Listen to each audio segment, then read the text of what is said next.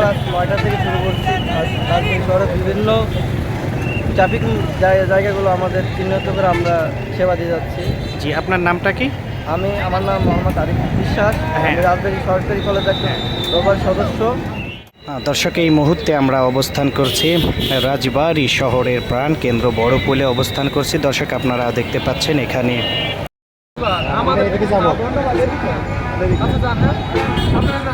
দর্শক আমরা বড়পুলে অবস্থান করছি। এখানে দেখতে পাচ্ছেন ছাত্র এবং তাদের সঙ্গে কাজে ব্যস্ত রয়েছে।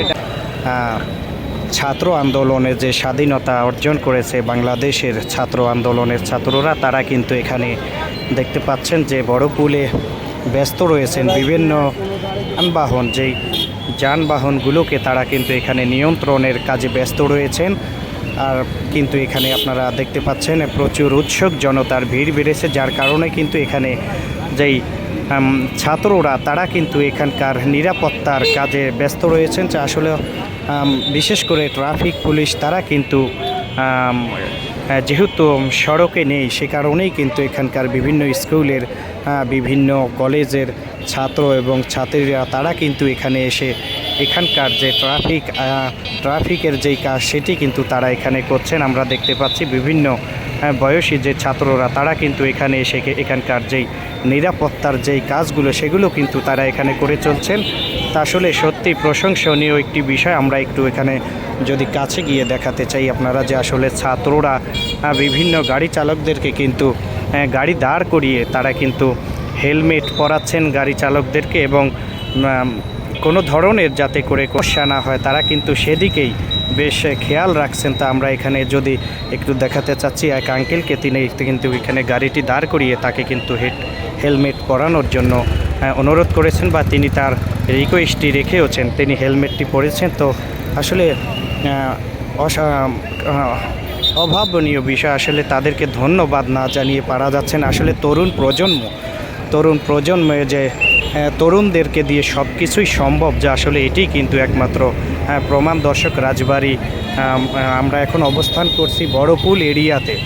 বিভিন্ন স্কুলের ছাত্ররা কিন্তু এখানে এসে তারা কিন্তু এখানকার যেই বিশেষ করে ট্রাফিক পুলিশের যে কাজগুলো তারা কিন্তু সেগুলো এখানে করছেন, এবং তাদের সঙ্গে কিন্তু ফায়ার সার্ভিস তারাও কিন্তু তাদেরকে সহযোগিতা করছেন, আপনারা দেখতে পাচ্ছেন।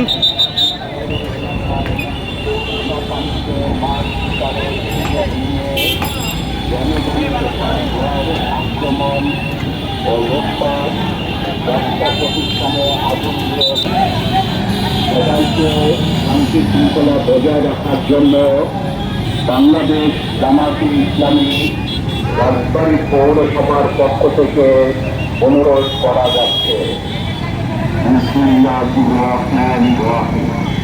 বিশেষ ঘোষণা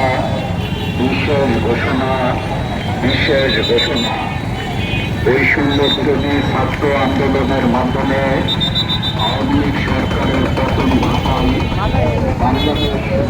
নিরাপত্তা কিন্তু এখানে তারা নিশ্চিত করছেন। এখানকার যে ছাত্ররা রয়েছেন তারা কিন্তু ট্রাফিকের কাজ করে যাচ্ছেন এখানকার, যাতে করে কোনো রকমের সমস্যা না ঘটে।